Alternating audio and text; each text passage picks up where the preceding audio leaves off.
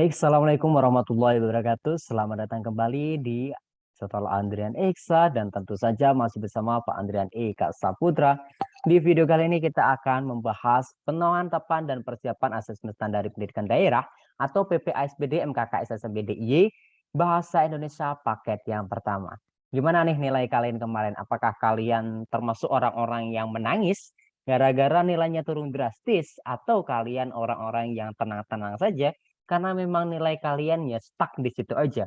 Atau kalian orang-orang yang mulai tersenyum karena ternyata masih bisa meningkatkan nilainya. Nah, apapun kalian dan bagaimanapun kondisi kalian saat ini, tetaplah semangat untuk belajar bahasa Indonesia. Karena dengan tetap semangat dan percaya diri, maka kalian akan bisa menghadapi soal-soal seperti ini. Baik, langsung saja kita bahas satu persatu. Yang pertama, pertanyaannya di sini adalah tentang makna kata kampanye, ya kan? Makna kata kampanye. Nah, apa sih kampanye itu?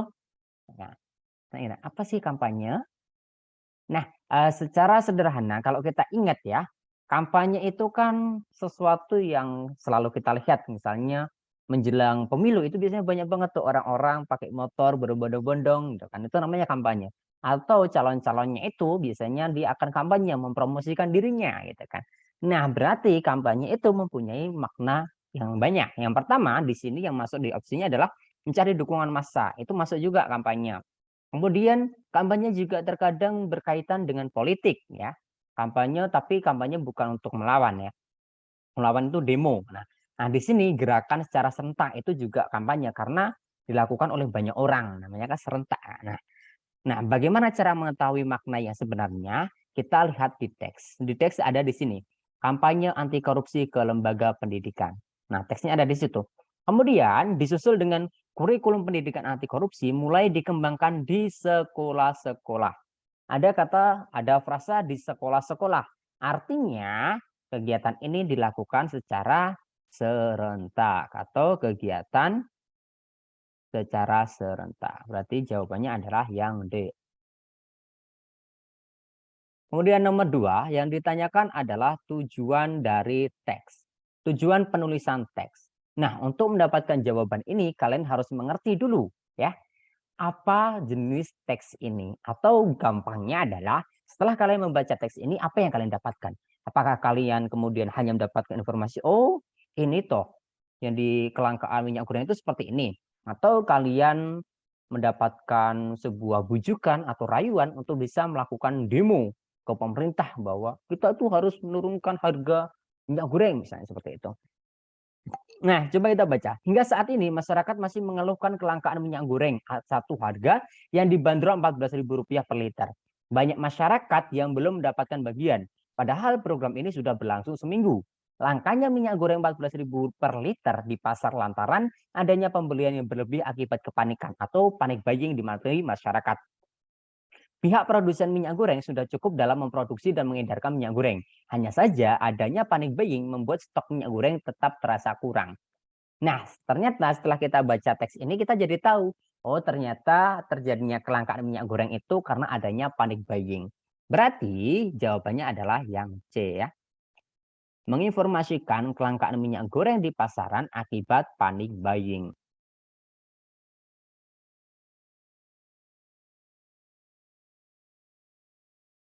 Lanjut nomor 3.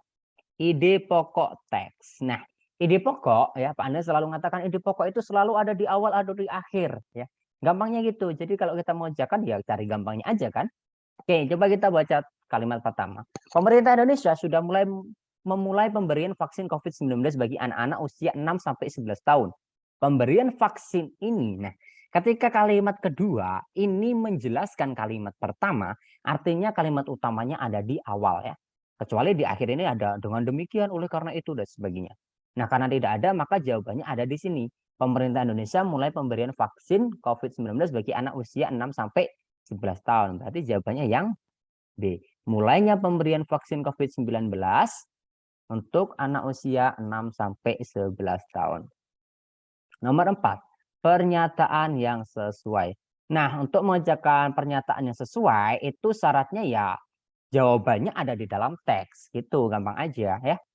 Nah, kalau kalian baca ini ya, pada umumnya masker medis telah digunakan masyarakat dibuang di tempat sampah yang bercampur dengan limbah lainnya. Padahal pengelolaan limbah masker medis yang tepat dapat mengurangi pencemaran lingkungan. Di samping itu, hal ini dapat menurunkan penyebaran COVID-19. Dukungan pemerintah dan partisipasi masyarakat dibutuhkan dalam pengelolaan limbah masker medis. Dengan demikian, keberadaan limbah masker medis tersebut tidak berpengaruh buruk bagi keseimbangan ekosistem dan kesehatan lingkungan. Nah, ini yang tadi Pak Andrian maksud dengan adanya ini ya, apa konjungsi antar kalimat. Dengan demikian. Kalau seperti ini, maka ide pokoknya ada di akhir. Tapi pertanyaannya adalah pernyataan yang sesuai. Dan pernyataan yang sesuai, jawabannya adalah yang C. Kenapa C? Ini penanganan limbah ya. Masker ini membantu penurunan. Ada di sini nih. Ya. Di samping itu, hal ini dapat ya, menurunkan penyebaran COVID-19. Nomor 5, hubungan perbandingan. Nah, hubungan perbandingan itu apa toh kata kuncinya? Kata kunci hubungan perbandingan adalah kata daripada. Ya, perbandingan itu daripada. Berarti kita cek dulu mana yang ada kata daripada. Nah, ini ada nih, nomor 3, daripada. Kemudian ada di nomor 4, ya. Lebih baik daripada. Ya. Daripada itu adalah perbandingan. Berarti jawabannya adalah 3 dan 4.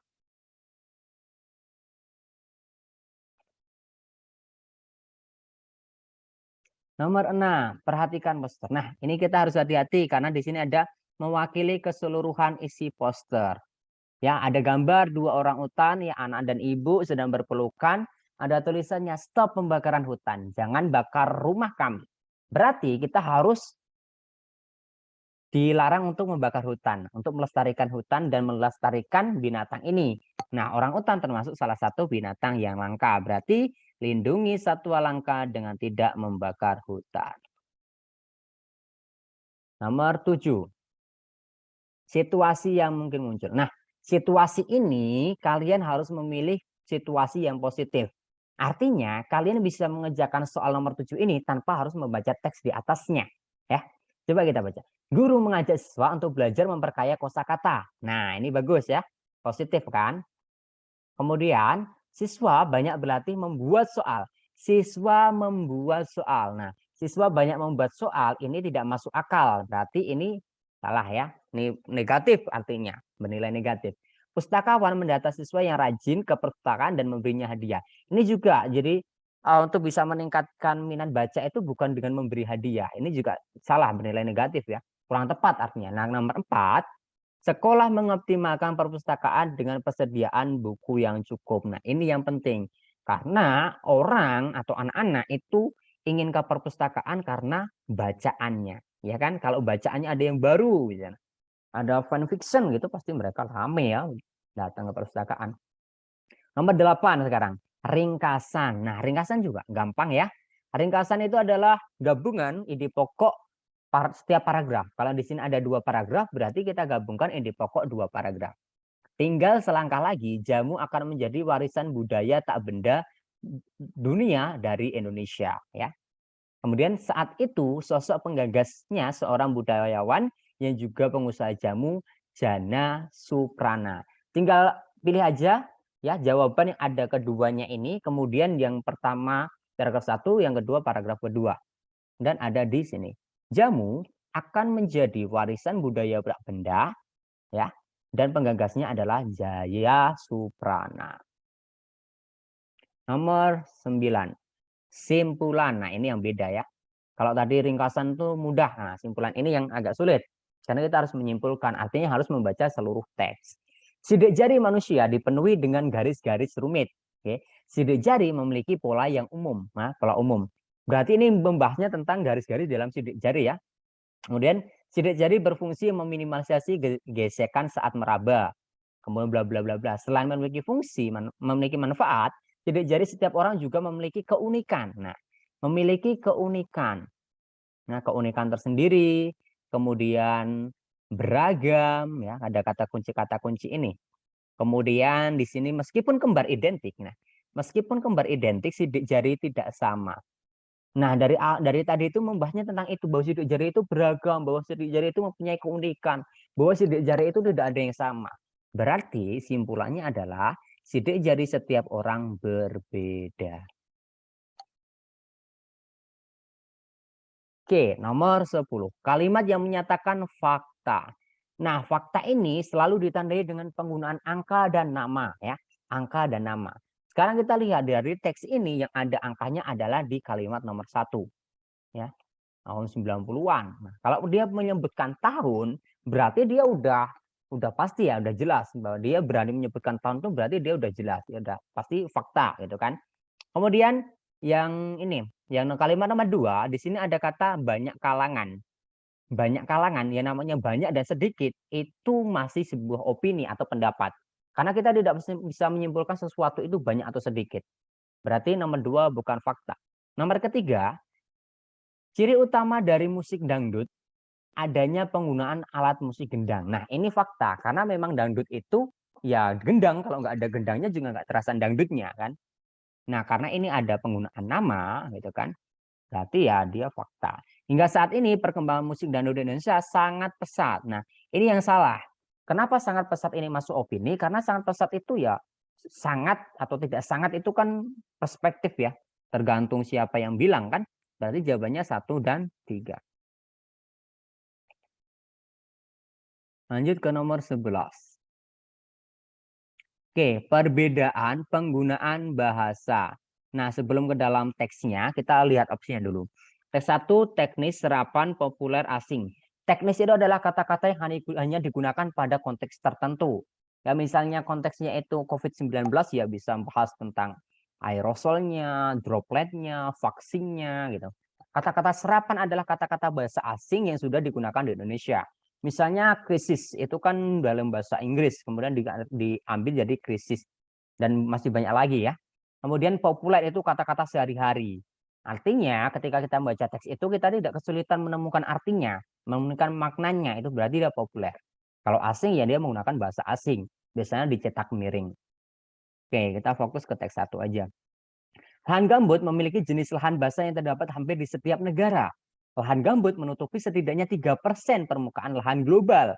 Ada lahan negara, ada lahan global. Ya. Istilah lahan gambut mengacu pada tanah gambut dan habitat. Nah, ada penggunaan kata habitat. Ya. Ada penggunaan lahan. Kemudian ada habitat. Tumbuh di permukaan. Kondisinya tergenang air sepanjang tahun. Di dalamnya terguna karbon. Ya.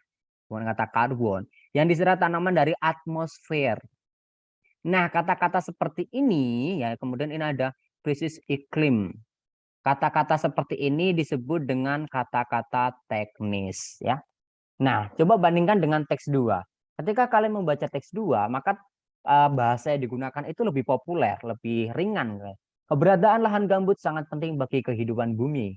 Lahan gambut dapat membantu mengurangi perubahan iklim. Nah, kalau di sini mengurangi krisis iklim, di sini mengurangi perubahan iklim. Krisis iklim kita mungkin masih bertanya, apa itu krisis iklim?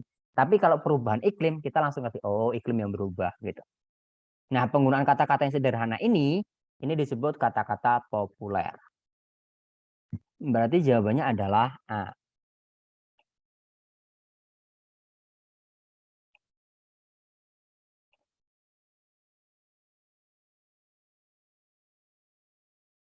Nomor 12. Perbedaan pola penyajian kedua teks. Nah, pola penyajian ya. Sampai di Museum Affandi, kelompok kami menuju galeri 1. Oke, galeri 1. Di galeri 1 kami menikmati berbagai lukisan dihasilkan Affandi dari tahun awal hingga tahun akhir. Kami berpindah ke galeri 2.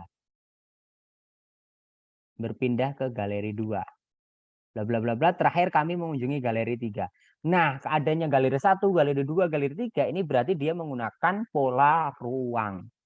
Jelas. Kalau yang teks 1 sudah jelas seperti ini, ya berarti tidak usah dilanjutkan ke teks 2 ya. Nomor 13. Bukti watak merak iri ya. Watak merak iri. Iri itu tidak suka terhadap orang lain, itu namanya iri. Beberapa penghuni hutan sedang berkumpul mendengarkan nyanyian Nuri dan mereka mengaguminya. Tentu saja hal ini membuat merak tidak suka ya. dan membenci Nuri. Nah, ini kita ketemu satu ya. Diam-diam merak menyingkir dari kerumunan penghuni hutan. Ia bergegas mencari ya tanaman beracun yang dapat membuat suara menjadi serak. Nah, berarti ada di nomor 2 dan 4.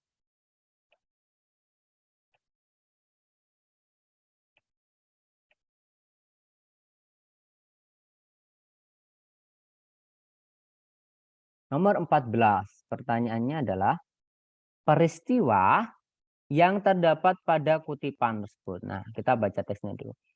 Kutipan cerita ya, kita baca peristiwanya dulu. Seekor serigala berhasil mengejar, Cecil meminta tolong pada monyet, Cecil memberikan buah pisang ajaib, kemudian Cecil dikejar makhluk menyeramkan mirip serigala. Coba kita baca. Cecil berusaha lari sejauh mungkin. Napasnya tersengal-sengal. Kakinya penuh dengan luka karena berlari tanpa alas kaki. Ia berhenti sejenak, mengambil nafas. Semoga makhluk menyeramkan tadi tidak mengikutinya lagi. Tiba-tiba di kejauhan tampak makhluk berbulu mirip serigala. Nah, kita ada. Berarti Cecil dikejar oleh makhluk mirip serigala. Berkaki dua yang tadi mengejarnya. Cecil mengeluarkan buah pisang dari sakunya. Nah, pisang ya, bukan pisang ajaib. Oke, diberikan pisang itu pada monyet yang memandang Cecil dari atas pohon sejak tadi. Aku tidak tahu apa yang kau paham perkataanku. Saat ini aku harus menghilang. Entah bagaimana caranya, aku serahkan padamu. Nah, entah bagaimana caranya, kuserahkan padamu. Artinya, si Cecil ini meminta tolong kepada monyet. Berarti kita tahu ya. Jawabannya adalah Cecil meminta pertolongan kepada monyet. Dan juga Cecil dikejar oleh makhluk menyeramkan mirip serigala. Berarti jawabannya 2 dan 4. Nah, kalau kita perhatikan jawaban untuk yang nomor-nomor seperti ini dari tadi 23 dan 13, 24 dan 13. Coba nanti kita lihat yang lain. Oke, kemudian di sini alasan tokoh Restu bekerja di tempat Pak Mamat. Oke, di sini ada percakapan-percakapan, kemudian ada narasi. Langsung kita baca di narasinya aja ya. Pak Mamat sangat baik. Ia tidak pernah memberikan tugas berat untuk Restu dan sering minta Restu pulang lebih awal. Sudah sebulan Restu bekerja di tempat Pak Mamat sepulang sekolah. Hal ini masih ia rahasiakan pada ibu. Kacamata ibu patah dan harus segera diganti. Nah, ya pekerjaan ibu sebagai penjahit membutuhkan benda itu. Berarti si Restu ini bekerja untuk ingin membalikan ibu kacamata. Lanjut ke nomor 16. Latar tempat dan suasana ya. Latar tempat dan suasana ya kita cari loh. Rintik-rintik halus yang membeli wajah Seno berganti cepat. Ia merasa harus segera tiba di rumah. Nah, merasa harus segera tiba di rumah berarti dia belum ada di rumah. Langit yang semula berwarna aluminium semakin menggelap. Seno semakin mempercepat laju motornya. Mempercepat laju motornya. Artinya berada di jalan raya. Ya tinggal menegangkan atau menakutkan. Pedas mukanya ditampar hujan yang semakin membesar. Tiba-tiba cahaya putih berkelebat diikuti suara yang merobek gendang pendengar. Sebuah pohon tumbang beberapa meter di depannya. Awas! Seseorang berteriak mengingatkan. Refleks, Seno menghentikan laju motornya hingga menekan suara dejitan. Nah, ini berarti jelas jawabannya adalah jalan raya dan menegangkan. Bayangin aja, karena lagi motoran kemudian di depan kalian ada pohon tumbang. Jadi kalian mengerem mendadak. Nah, berarti menegangkan ya. Kemudian ini cara pengarang menggambarkan watak tokoh. Ya. Rifai yang melihat Bunda terjatuh langsung menolongnya dan langsung menolongnya. Rifai terjatuh dan langsung menolongnya. Artinya dia ditujukan melalui perilaku tokohnya.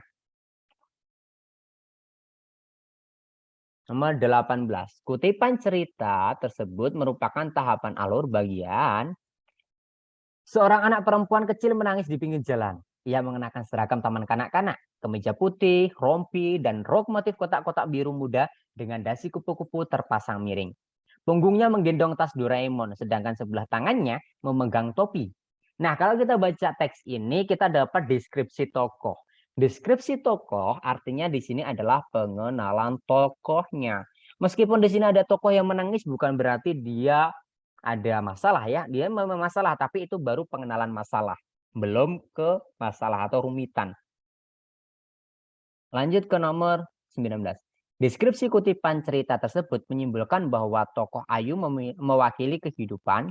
Oke, baru ini ya, kayaknya nggak ada di soal-soal kemarin. Rumah pondokan Ayu yang baru tak sulit aku cari. Dalam 15 aku sudah berdiri di depan gerbang pondokan sahabatku. Di depanku berderet kamar-kamar yang dirancang menjadi pavilion dengan teras-teras.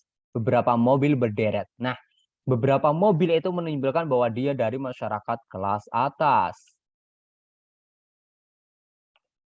Yang artinya kaya ya, dari kelas atas. Kemudian di sini ada amanat. Nah, karena ini terpotong maka kita baca kutipan opsinya dulu. Pandailah bersyukur, jangan membujuk orang lain. Jangan iri dengan orang lain, patuhilah orang tua. Pandailah bersyukur, jangan memaksakan kehendak. Jangan iri dengan orang lain, pandailah bersyukur. Kita baca ya. Tepat 3 tahun aku diantar ayah dengan mobil tua ini. Aku selalu kegerahan. Mobil tua aslinya tidak beres. Coba seperti teman-temanku yang lain. Mobilnya bagus, keluaran terbaru. Ya, kapan kita punya mobil yang agak bagus? Nanti nak, doakan banyak rezeki ya. Sejak kelas 7 ayah selalu bilang begitu. Iya, kan uang ayah untuk mempersiapkan kamu masuk SMA besok. Coba lihat itu. Banyak juga loh teman-temanmu yang naik sepeda ke sekolah. Kamu besok coba naik sepeda. Mau? Ah, ayah selalu pandai mengalihkan perbincangan soal mobil tua. Nah, dari teks ini sebenarnya kita tahu bahwa si tokoh aku ini iri dengan teman-temannya. Berarti kita tidak boleh iri. Dan ayahnya ini bilang bahwa coba lihat ternyata banyak loh teman-temanmu yang naik sepeda. Artinya apa? Artinya kita harus pandai bersyukur. Jawabannya adalah D. Ya. Jangan iri dengan orang lain, pandailah bersyukur. Oke, kemudian di sini sudut pandang ya. Sudut pandang penceritaan kutipan tersebut. Oke, Yuda mengempaskan tubuhnya ke tempat tidur setelah telepon ditutup. Untuk yang kesekian kalinya, ayahnya meminta kembali ke desa. Membangun desa, begitu kata ayahnya. Hatinya bingung. Kalau si pengarang sampai tahu isi hati tokohnya, berarti dia adalah serba tahu. Oke, lanjut ke nomor 22. Penyebab konflik kutipan cerita tersebut. Oke, untuk mendapatkan jawaban ini, kalian harus tahu dulu konfliknya apa ya. Kodok tertawa terpingkal-pingkal saat mendapat tantangan dari kura-kura. Kamu ingin lomba lari? Iya, mau tidak? Kamu pasti kalah. Ah, jangan bercanda kura-kura. Bagaimana mungkin aku kalah denganmu? Jalanmu hanya merambat begitu. Sudah, kita mulai ya. Pertandingan pun dimulai. Kura-kura sangat bersemangat. Dengan sekuat tenaga dia berlari. Sementara kodok justru kembali tidur di atas pelepah pisang yang hanyut di sungai itu. Dia tidak sadar bahwa hari mulai gelap. Saat dia sadar, kura-kura sudah mencapai garis finish. Kodok kalah. Dia sangat malu dan kecewa. Nah, ada di sini nih konfliknya. Kodoknya kalah. Dia sangat malu dan kecewa. Nah, apa yang membuat kodok kalah dan dia sangat malu? Karena kodok ini meremehkan kemampuan kura-kura. Kenapa kok bisa meremehkan? Lihat, ketika kodok itu malah kembali tertidur. Artinya sikap kodok menunjukkan bahwa dia meremehkan kemampuan kura-kura. Lanjut ke nomor 23. Pertanyaannya tentang perbedaan pola pengembangan. Sama dengan di awal tadi. Kalau tadi di awal adalah pola penyajian, kalau ini pola pengembangan. Nah, sekarang kita baca dulu opsinya. Di sini ada pengenalan, awal masalah, peleraian, dan puncak masalah. Oke, pengenalan di situ artinya dia mungkin mengenalkan tokoh-tokohnya, mengeluarkan latarnya. Gitu. Awal masalah pasti ada muncul masalah yang kecil, tetapi masih bisa teratasi atau masih dikaburkan dengan deskripsi yang lain. Peleraian artinya sudah masalah sudah terselesaikan ya. Bukan terselesaikan, tapi mendapatkan ide untuk menyelesaikan. Nah, puncak masalah berarti ada masalah yang sangat besar, yang sangat banyak. Coba kita baca teksnya. Wulan, Niken, dan Dini tercengang. Kelas-kelas lainnya sudah mendapatkan belasan poin, sementara Sasa sama sekali belum mengangkat tangan untuk menjawab. Mereka bertiga hampir meneteskan air mata karena bisa melihat dengan jelas bahwa Sasa gemetar. Tangannya meremas ujung seragamnya. Keringat bercucuran dari dahinya. Ia terlihat gugup karena selalu tertinggal dalam menjawab. Nah, kalau kita membaca teks satu ini, kita mendapatkan bagaimana permasalahan yang dihadapi oleh tokoh Sasa ini sangatlah besar ya. Sehingga Sasa ini sangat kaku itu tidak bisa ngapa-ngapain gitu. Sementara temannya gregetan mau nangis karena udah tertinggal dari kelas lain. Berarti jawabannya adalah puncak masalah. Lanjut ke nomor 24. Perbedaan penggunaan bahasa. Oke, kita baca opsinya dulu. Menggunakan majas, menggunakan bahasa bias, kalimat tidak langsung, artinya tidak boleh ada tanda petik, ya. Kemudian kalimat tidak memakai kata sandang. Kalau di sini memakai kata sandang. Oke, kita lihat kata sandang itu si rangsang. Ini pakai kalimat langsung berarti salah ya. Tadi di sini tidak langsung, di sini langsung. Oke, kemudian kita cari yang biasanya kalau enggak kalimat langsung ya si dan sang kebanyakan gitu. Coba kita apakah di sini ada penggunaan si dan sang? Dan ternyata ada. Di sini ada sang buaya. Berarti teks 2 menggunakan kata sandang. Sementara teks 1 tidak ada. Artinya jawabannya adalah D. Tidak menggunakan kata sandang dan menggunakan kata sandang. Nomor 25. Komentar yang tepat. Nah, untuk menjalankan komentar ini, prinsipnya sama dengan prediksi situasi. Kita harus memilih yang bernilai positif. Kita baca opsinya dulu. Bahasa kurang menarik karena tidak menggunakan. Oke, bahasa kurang menarik berarti dia bernilai negatif. Deskripsi latar kurang, nah berarti ini bernilai negatif. Ya, penggambaran sifat tokoh-tokohnya menarik karena disampaikan mulai cara berpikir dan penampilan fisik. Oke, bagus. Pesan yang disampaikan mengingatkan kita agar mau membantu orang yang sedang menghadapi permasalahan. Oke, bagus. Berarti jawabannya antara C dan D. Sekarang kita lihat ke dalam teksnya. Kecuali Anda, mengapa di sini semua berwarna keemasan? Neil bertanya penuh keheranan. Tempat baru yang diinjaknya itu benar-benar aneh dan asing baginya. Selain kami, semua di sini mengalami perubahan warna. Pada pagi hari, semua berwarna keemasan. Siang hari akan berubah menjadi beraneka warna. Saat sore, semua kembali keemasan. Ketika gelap mulai datang, semua akan menjadi keperakan. Begitulah keadaan di sini. Neil mengangguk-anggukkan kepala meskipun masih belum bisa memahami keadaan yang ia hadapi. Jangan takut, kata makhluk yang mirip manusia itu. Semua akan baik-baik saja. Mari, saya antar Anda melihat keadaan di sini. Oke, kalau kita lihat teks ini, di sini sebenarnya ada deskripsi tokoh, tapi tokoh yang tidak ada di sini, yaitu tokoh-tokoh yang kami berwarna keemasan dan sebagainya berubah-ubah warna, itu deskripsi fisik tokoh ya.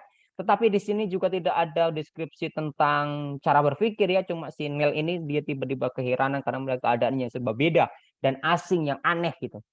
Nah, di sini tidak ada deskripsi yang lengkap sebenarnya. Tetapi dari sini kita bisa tahu ya, si tokoh makhluk yang mirip manusia ini ternyata mau membantu si Nel ya. Dengan apa? Jangan takut ya, semua akan baik-baik saja. Mari saya antar melihat keadaan sih. Berarti si tokoh ini baik, mau mengantarkan si Nel. Berarti jawabannya komentar yang tepat adalah pesan yang disampaikan mengingatkan kita agar mau membantu orang lain yang menghadapi masalah ya. Masalah si Nel itu sedang punya masalah karena dia menghadapi tempat yang baru. Kemudian makhluk yang mirip manusia tadi membantunya. Nomor 26. Perbaikan yang tepat penggunaan istilah. Tugas seorang pramusiwi. Nah, pramusiwi itu apa? Pramusiwi adalah orang yang membantu bayi atau babysitter pramusiwi. Adalah merawat orang lanjut usia. Makanya tidak cocok ketika digunakan untuk merawat lanjut usia. Nah, orang yang merawat lanjut usia itu disebut dengan pramurukti. Ya. Nah, yang A atau yang C. Apa itu pramubakti? Pramubakti adalah orang yang membantu untuk sosial, yang relawan-relawan, itu namanya pramubakti. Berarti jawabannya antara A sama C. Sekarang kita lihat ke teks 2. Keterampilan khusus dan kesabaran yang tinggi harus dimiliki orang yang ingin menjalani proporsi tersebut. Bukan proporsi harusnya, tapi apa? Profesi. Berarti jawabannya adalah C. Profesi, pekerjaan ya. Nomor 27. Kalimat yang tepat untuk melengkapi paragraf tersebut.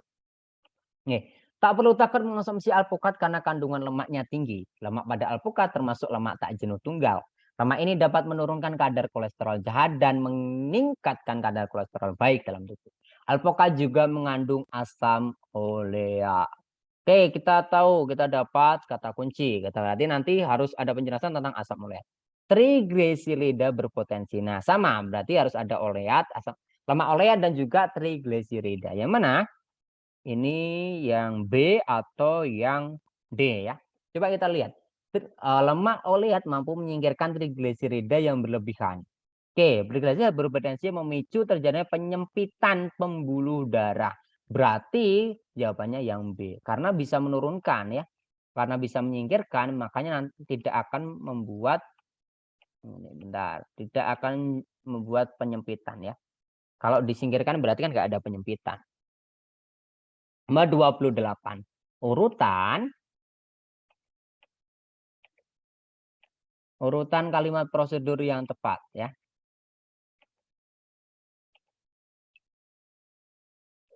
Oke, mohon maaf.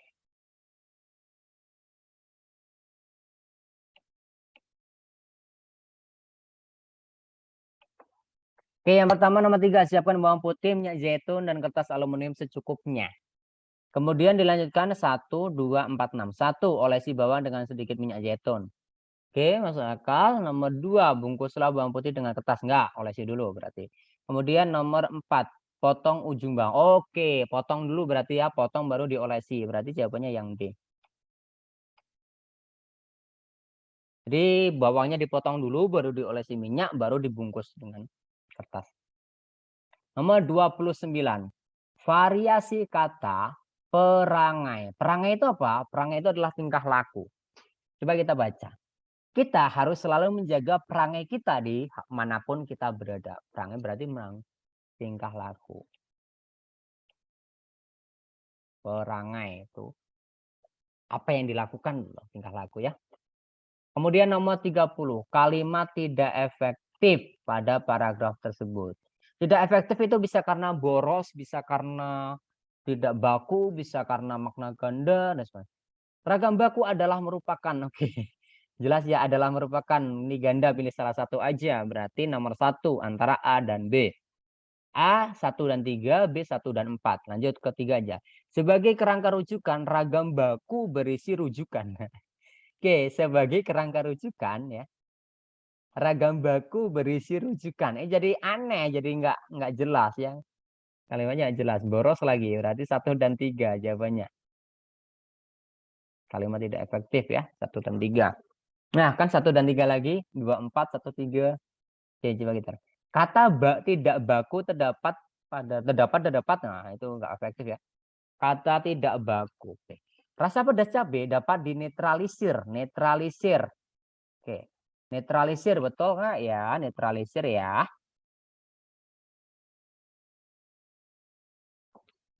Oke, netralisir salah ya. Netralisir itu harusnya dinetralkan, bukan netralisir, dapat dinetralkan. Kemudian Indonesia pasti mampu bangkit dan menyejajarkan, betul ya? Karena menyejajarkan kata dasarnya adalah sejajar, berarti S-nya harus luruh diganti Y, jadi menye ya. Kemudian orang yang bertanggung jawab betul ya, dipisah karena cuma ada dapat awalan. Tidak akan mengkambing hitamkan. Ini betul digabung karena ada awalan dan akhiran. Tetapi kata kambing hitam itu diawali dengan huruf K. Artinya kata kambing hitam itu harusnya luruh. Jadi mengambing hitamkan. Huruf K-nya hilang. Kalau di sini mengkritisi enggak luruh. Kenapa enggak luruh? Karena mengkritisi itu diawali oleh 2 konsonan. KTSP itu tidak luruh ketika diawali dengan 2 konsonan seperti ini. Berarti jawabannya adalah 1 dan 3 lagi. Oke, 1 dan 3 kan?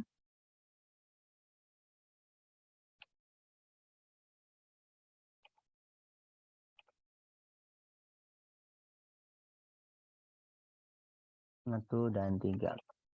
Lanjut ke nomor 32. Kata bentukan yang tepat ya untuk melengkapi paragraf. Kata bentukan itu cuma kata-kata yang mendapat imbuhan ya. Terapkan tuh berarti KTSP, T-nya luruh jadi menerapkan ya. Menerapkan. Ya udah ketemu menerapkan.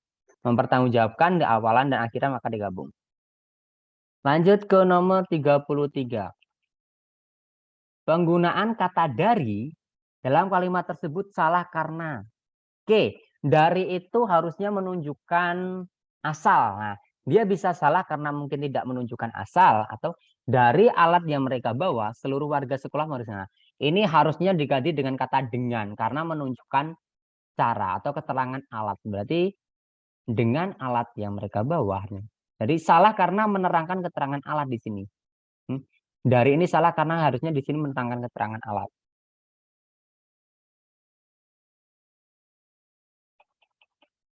Lanjut ke nomor 34. Perbaikan kalimat kedua akan menjadi paragraf yang padu. Oke, salah satu jenis ikan yang dikenali masyarakat Indonesia adalah ikan cupang. Oke, nomor 2, kemudian kecantikannya. Nah, berarti bahas tentang ikan cupang dan kecantikannya ya. Ikan cupang yang cantik berarti biasanya ikan cupang punya. Ini ikan cupang adalah jenis ikan kecil yang cantik ya. Ada ikan cupang dan ada cantiknya. Ini adalah ikan cupang ya, kata kuncinya di sini sama kecantikannya. Nah, ada 2 kata kunci itu. Ini biar nyambung jadi harus ada 2 itu. Lanjut ke nomor 35. Alasan ketidakefektifan kalimat tersebut. Oke, angka penularan COVID-19 semakin meningkat sehingga masyarakat kurang mematuhi.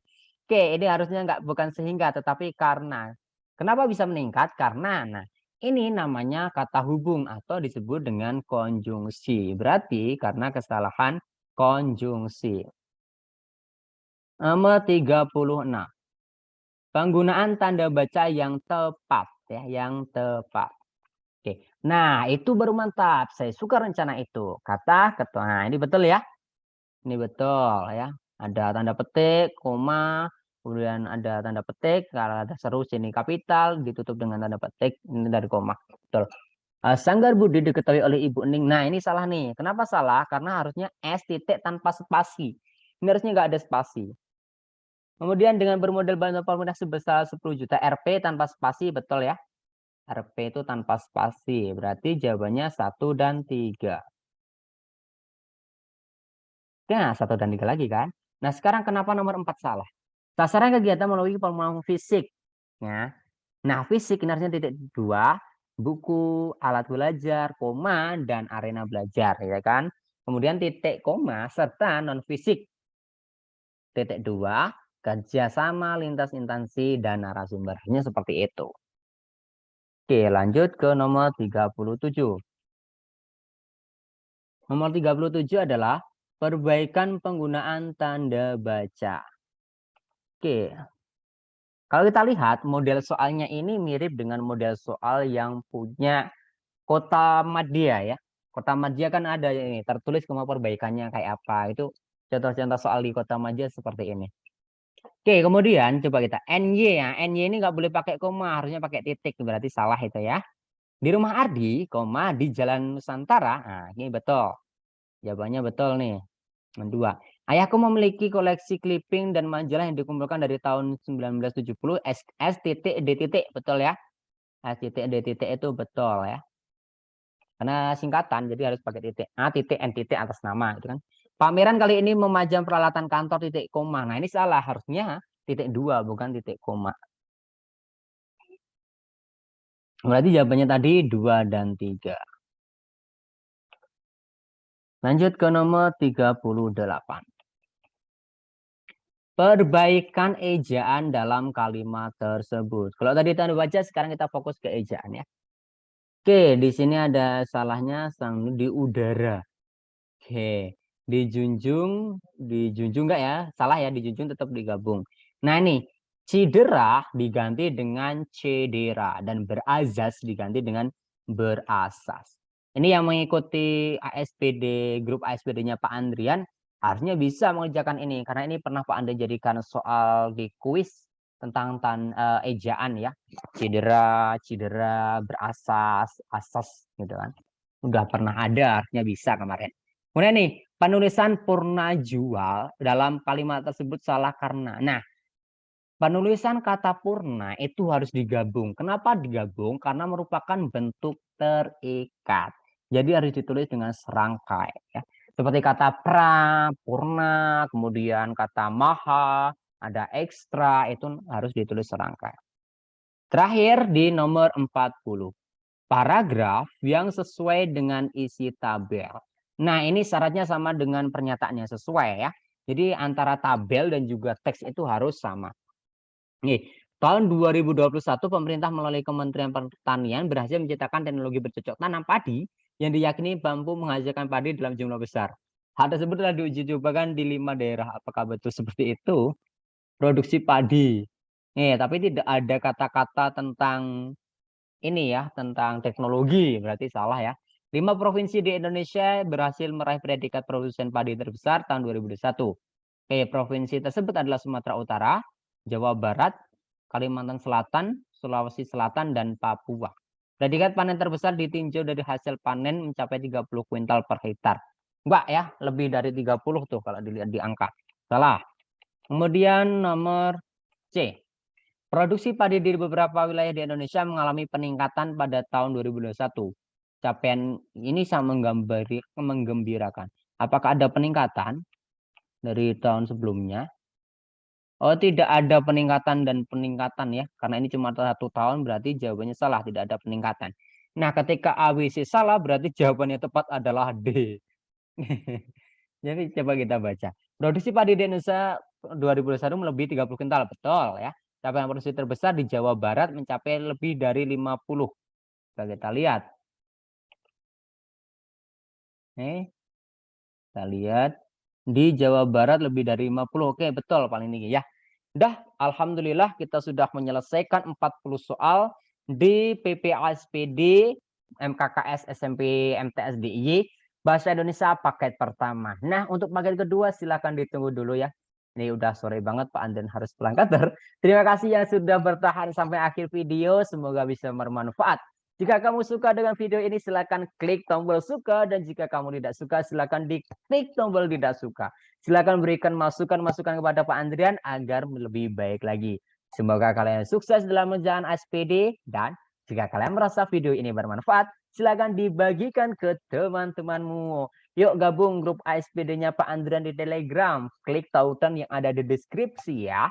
Untuk soal-soalnya semua mapel ada juga linknya di deskripsi. Silakan dicari dulu di deskripsi ya, jangan komen gak ada linknya nih. Mbak minta soalnya dong. Padahal udah jelas ada di deskripsi. Terima kasih dan sampai jumpa di video berikutnya.